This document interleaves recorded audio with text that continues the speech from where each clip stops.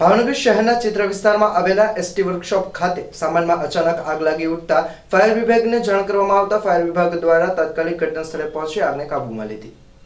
ભાવનગર શહેરના ચિત્ર વિસ્તારમાં આવેલી એસટી બસ સ્ટેન્ડની વર્કશોપમાં સામાનમાં અચાનક આગ ભભૂકી ઉઠી હતી। ફાયર વિભાગને જાણ કરવામાં આવતા ફાયર બ્રિગેડનો સ્ટાફ ઘટના સ્થળે પહોંચી પાણીનો છંટકાવ કરી આગને કાબૂમાં લેવામાં આવી હતી। જ્યારે આ આગ લાગવાનું કારણ રાત્રિના સમયે ઠંડીથી બચવા સિક્યુરિટી ગાર્ડે કરેલા તાપણાની તણખી આ સામાનમાં અડી જતા આગ લાગી હોવાનું પ્રાથમિક માહિતીમાં જાણવા મળ્યું હતું।